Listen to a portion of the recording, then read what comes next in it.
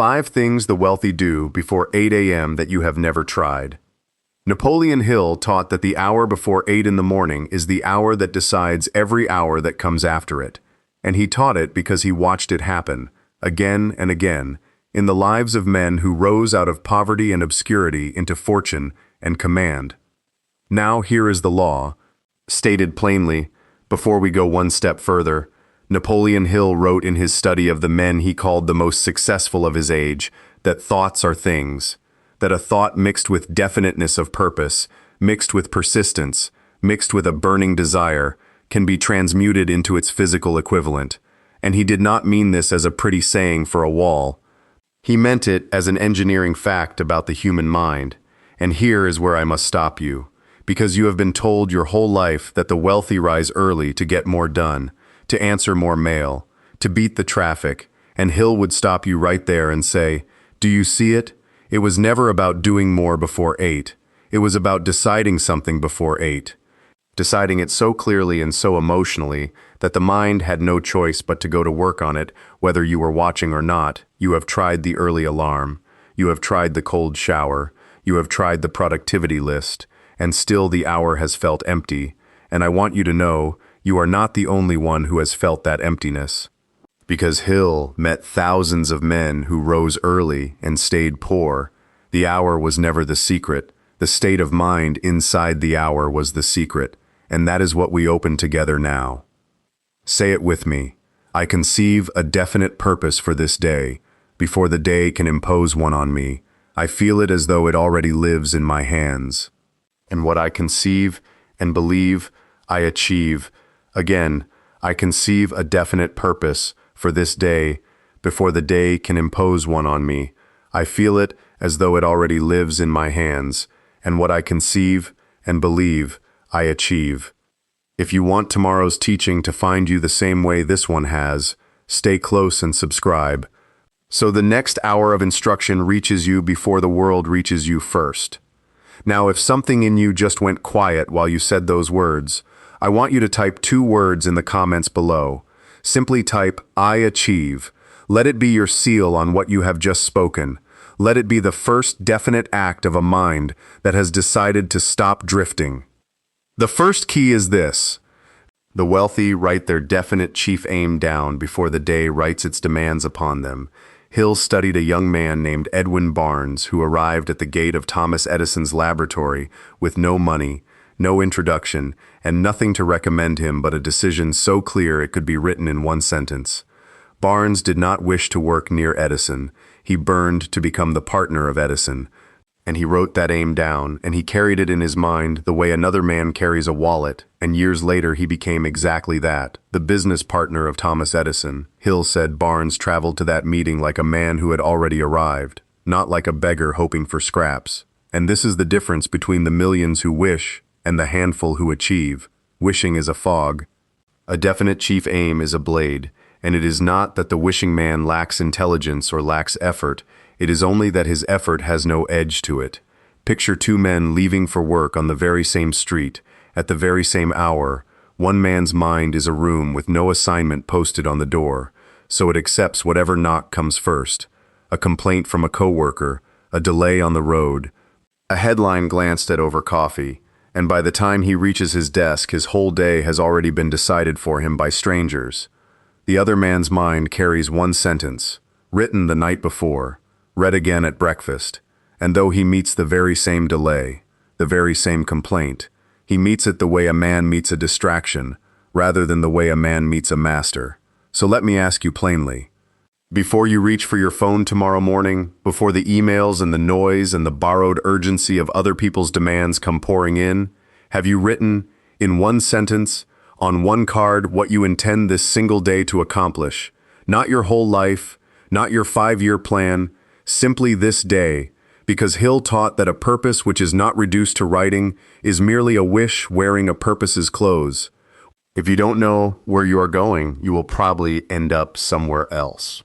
Write one sentence beginning with the words, "My definite purpose today is," and place it where your eyes must fall on it before your feet hit the floor. This is not decoration. This is instruction to a mind that has been left leaderless for years. and a mind without a leader will always take orders from whatever shouts loudest. The ringing phone, the anxious headline, the neighbor's complaint.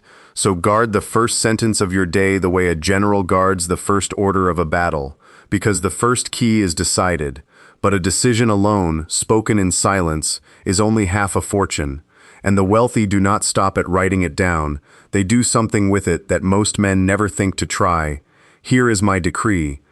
I write my aim before the world writes its demands on me. The second key is this. The wealthy speak their purpose aloud, with feeling, before the household wakes. Hill called this auto-suggestion, and he was precise about the method. He did not say think it, he said speak it.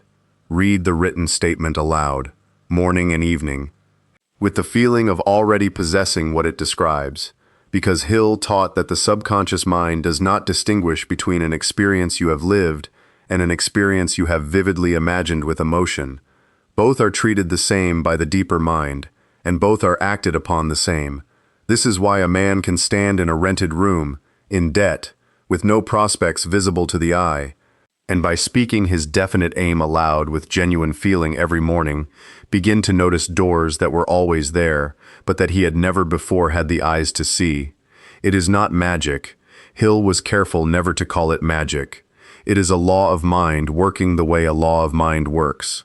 Faith, he wrote, is a state that can be voluntarily manufactured through repetition of instructions to the subconscious.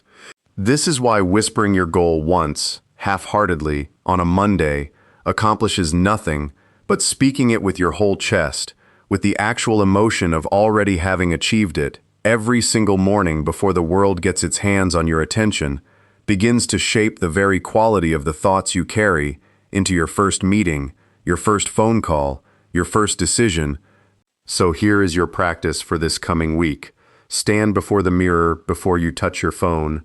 Read your written aim aloud, twice, once with your eyes on the page and once with your eyes closed, and put feeling into it the way an actor puts feeling into a line he intends the back row to believe. Do this even when it feels foolish, especially when it feels foolish.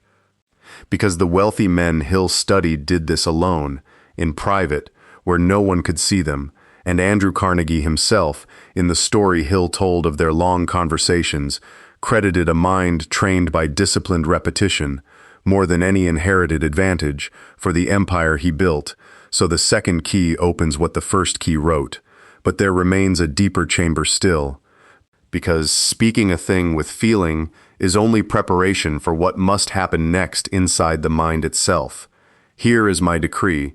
I speak my purpose with feeling before the world can speak first. Now, before we go further, let me say plainly, all of this, the writing, the speaking aloud, the training of feeling into your mornings, is exactly the daily discipline we built into what we call the definite aim method, a simple morning framework many of you have written to me about. We will return to it properly before we close. For now, let us continue. The third key is this. The wealthy give their first command to the subconscious mind before the world gives its first command to them. And here is where I must slow down, because Hill taught something that most people hear once and never truly absorb. The subconscious mind, he wrote, acts only upon thought that has been mixed with emotion, not thought that merely passes through the head like traffic through a street, but thought that has been felt. And here is the sober truth Hill wanted every reader to face.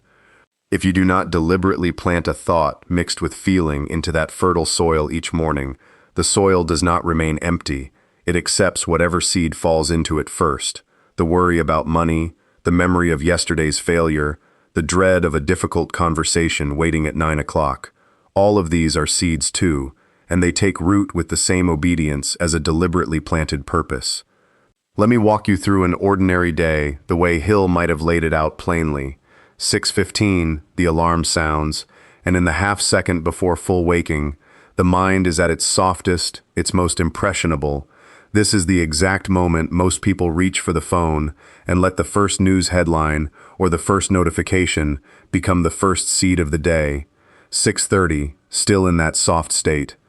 The mind that received a headline about disaster now carries a faint current of dread into the shower. 7 o'clock, dressing. That dread has not been examined, only carried, like a stone slipped into a coat pocket without noticing the weight. 7:30, breakfast. A stray thought about a bill unpaid drifts through, and because no competing thought was planted with greater feeling, it lands and it roots. 8 o'clock, the very hour our title speaks of, and the person walks into their day already governed by three seeds they never chose: dread, distraction, and worry. And they wonder, honestly wonder, why the day that follows feels heavy before it has even properly begun. Now walk that same morning again, but this time with the third key applied. 6:15. The alarm sounds, and before the feet touch the floor, before the phone is touched at all, the mind speaks its own chosen seed, the written aim, spoken low, felt fully. 6:30. In the shower, the mind returns to that feeling on its own, the way a tongue returns to a familiar tooth. 7 o'clock, dressing. A plan forms itself almost without effort, because the subconscious, having received its instruction, has quietly been arranging the very connections and recognitions that make that plan possible. 7:30, breakfast. If the stray worry about the bill arises, it is met immediately by the trained feeling of the morning's aim, and it cannot take root in soil already occupied. 8 o'clock, the person walks into the very same world, the very same difficult meeting, the very same uncertain economy, but they walk into it governed by a seed they chose. This, Hill said, is the entire difference between the man who is pushed through his day and the man who pushes through it. It is not that the wealthy have fewer problems waiting for them at 8 in the morning. It is that they have already decided, before 8, which thought will occupy the mind's most fertile hour. Pause for a moment right now and pick one real worry that tends to seed itself into your mornings uninvited. Name it honestly, and then decide, plainly, what fed and felt thought you will plant in that same soil tomorrow before it gets the chance. Because a field left unplanted is never truly empty, it is only waiting for whatever blows in on the wind. And the wealthy learned, long before they were wealthy, to plant the field themselves. Here is my decree: I plant my mind's first seed before the world plants its own path. The fourth key is this: the wealthy close the mind against negative influence before the negative influence has a chance to knock. Hill wrote of 6 ghosts of fear that haunt the untrained mind: the fear of poverty, the fear of criticism, the fear of ill health, the fear of loss of love, the fear of old age, and the fear of death, and he called them exactly what they are, not powers in themselves, but states of mind, and a state of mind can always be replaced by another state of mind, deliberately chosen. The trouble is that most people leave the gate of the mind wide open at the exact hour it is weakest. Right after waking, and through that open gate walks every borrowed fear the news feed and the anxious neighbor can carry in. The wealthy man Hill studied had already closed that gate, not by ignoring the world, but by feeding his mind so fully on his own chosen purpose that no room was left for the ghost to enter. It is not that fear knocked and was refused. It is that fear arrived and found the house already occupied. Picture an ordinary clerk who reaches for her phone before her feet touch the floor. In half a minute she reads of a market falling, a sickness spreading, a stranger's opinion on a subject she had not thought of in months. And by the time she rises, she carries 3 borrowed fears into her kitchen that were never hers. None concern her own aim. None concern the work on her desk, and yet she meets her whole day through their fog. Now picture that same woman training herself to leave the phone untouched until her own written aim has been spoken and felt first. The ghosts still exist out there. The market still falls. The stranger still speaks. But they arrive now at a gate already closed, and finding no entry they pass on down the road. So let me ask you plainly, what is the very first voice you allow into your mind each morning? If it is the news before it is your own aim, you have let the ghosts in first, and a second guest never governs a house the way the first guest does. Close the gate this week in this one simple way. Let no outside voice enter your mind until your own chosen thought has been spoken and felt. It is not that the strong man feels no fear, it is that he refuses it the front door. And once you practice this, even 5 mornings running, you will find the ghosts do not vanish because you fought them. They vanish because you left them nothing to stand on. Here is my decree. I close the gate of my mind before fear can find the door. The fifth key is this. And I want you to sit with it because it is the deepest of the six, and Hill considered it among the most powerful forces available to any man or woman, regardless of the size of their bank account. The wealthy hold counsel before the world calls them to a single other task, and this counsel takes three forms Hill described with great care, and I will walk you through each one slowly, because a key this deep is easy to hear and easy to forget by 9 o'clock. First, consider the mastermind. Hill defined it as the coordination of knowledge and effort between two or more minds, in a spirit of perfect harmony, for the attainment of a definite purpose. And he insisted this was not a figure of speech. He taught that when two minds meet in true harmony around a shared aim, a third mind is created. Invisible, more powerful than either mind alone, available to both as long as the harmony holds, and Hill was careful to distinguish this from mere agreement or mere friendliness. Two people can be pleasant to one another for 30 years and never once produce a master mind, because harmony, in Hill's sense, means both minds bound to the very same definite purpose, felt with the very same intensity. Picture an ordinary household, a husband and a wife, seated at a kitchen table at 6 in the morning, before the children wake, before the phone begins its ringing. One says plainly what he intends to accomplish this day and why it matters. The other listens, truly listens, and answers not with a complaint about the day ahead, but with a single question that sharpens the aim further.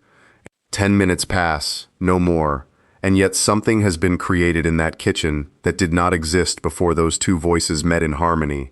This is why the wealthy, before 8 in the morning, are so often found not alone but in quiet conversation, a spouse over coffee, a trusted partner on an early call, a mentor met before the office opens, not for small talk, but for the deliberate alignment of two minds toward one aim, and Hill was firm that harmony was the operative word.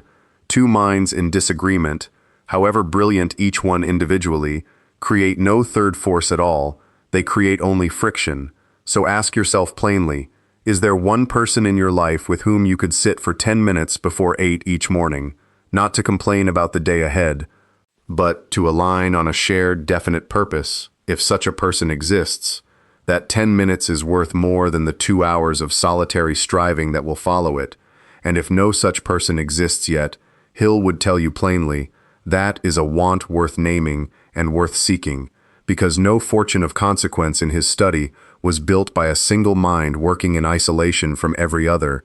Second, consider the invisible counselors. Hill wrote of a practice he used himself in the difficult years, calling upon the imagined counsel of great minds he admired, seating them, in his imagination, around a table each evening, and asking them, in his mind, how they would approach the problems before him.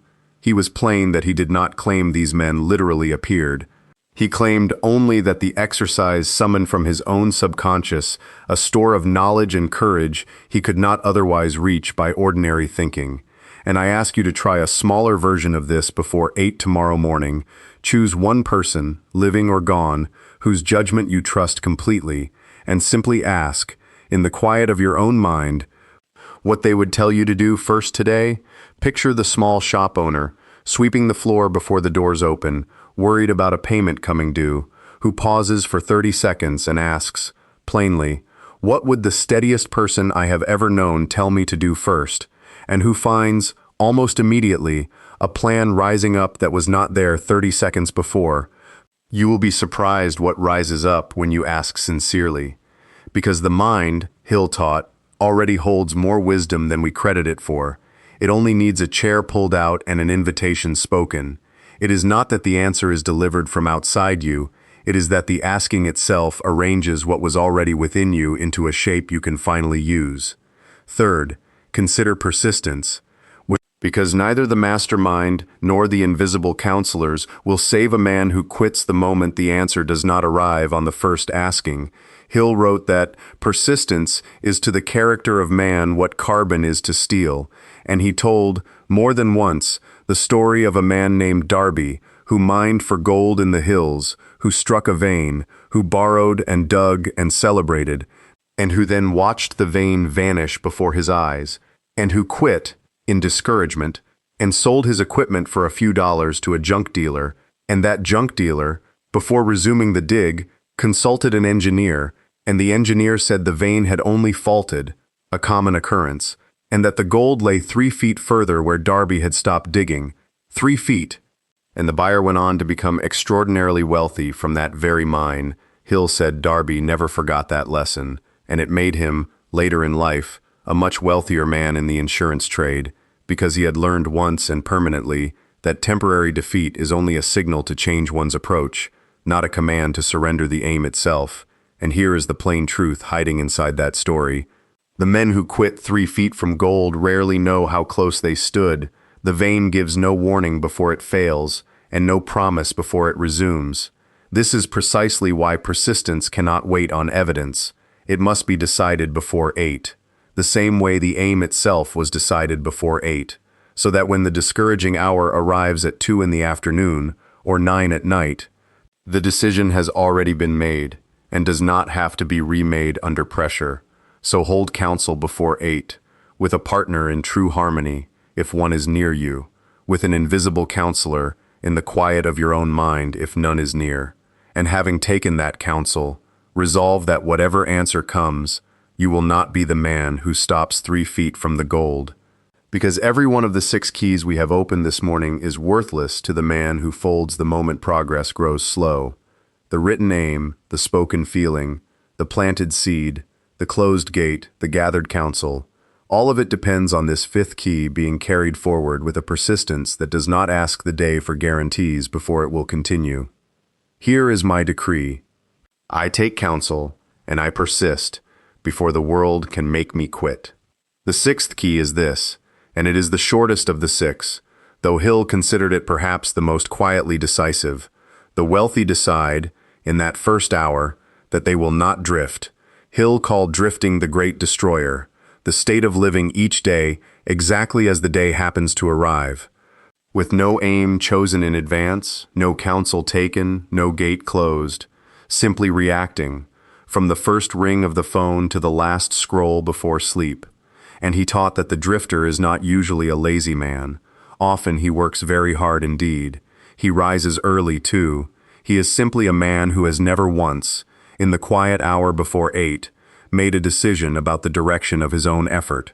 And so his hard work scatters itself across 100 directions chosen by other people. Picture 2 men who work the same floor of the same shop, both arrive at the same early hour, both stay past dark. The first man waits each morning to be told what matters today. He lets the loudest voice in the room hand him his purpose, and by evening he is exhausted, having done a great deal and decided nothing. The second man walks in, already governed by a choice he made before he ever opened the door. He does the very same tasks. He answers the very same calls, but he answers them as a man steering rather than a man steered. And Hill watched this exact pair, in 100 different forms, across every trade and every city he studied, and found the fortune always followed the second man. Never the first. The 5th key gave you counsel and persistence, but persistence toward what? Only a decision, made plainly, in the first hour, tells you that. So here is the simplest and final practice of the 6. Before you rise fully into your day tomorrow, ask yourself one plain question. Am I choosing this day, or am I only accepting whatever it hands me? And answer it out loud. Because a decision spoken has weight that a decision merely thought does not carry. This is how 5 things become one thing. The written aim, the spoken feeling, the planted seed, the closed gate, and the gathered counsel. All of them are simply the many faces of a single decision, made before 8, not to drift. And once that decision is made, it does not need to be made again every hour. It stands like a fence post driven deep, and the whole of the day leans on it without your having to think of it twice. Here is my decree. I decide before 8, and I do not drift through the day that follows. Here is the whole picture. It is not that the wealthy have more hours before 8 than you do. It is that they have filled that hour with a decision, while you have left it open to the world. It is not that auto-suggestion is a trick of positive thinking. It is a plain instruction given deliberately to a mind that will otherwise take its instructions from whatever shouts first. It is not that the subconscious rewards the lucky, it is that the subconscious obeys whoever plants the first seed with feeling. It is not that closing the mind to negative influence means hiding from the world. It is simply refusing the world first entry into a house already occupied by your own purpose. It is not that the mastermind and the invisible counselors are strange or mystical. They are simply harmony and imagination put to disciplined use before the day's noise arrives. And it is not that persistence guarantees an easy road. It is that persistence guarantees you are still standing, still digging, when the vein that looked exhausted turns out to lie only 3 feet further on. And beneath every one of these 5 things you have never tried lies the same single turn of the same single key. Decide before the world decides for you. Now, if you have followed this teaching closely, you already sense that knowing these 5 things is not the same as living them. And that is exactly why we built the Definite Aim Method, a simple daily framework that walks you, morning by morning, through the writing of your aim, the speaking of it with feeling, the closing of the gate, and the gathering of counsel, so that what you have heard today becomes what you actually practice tomorrow. It is available now for a modest one-time cost, with our full guarantee that if it does not change the shape of your mornings within 30 days, you may ask for your money back in full, no questions asked. You will find the link in the description below this video, and I would consider it an honor if you let this be the week you stop merely wishing and start, in that quiet hour before 8, deciding. Say it one final time with me. I conceive a definite purpose for this day. Before the day can impose one on me, I feel it as though it already lives in my hands, and what I conceive and believe, I achieve. And so, the next time the clock reads 7 in the morning, remember these 5 things the wealthy do before 8, not as facts about other people's lives, but as an open invitation into your own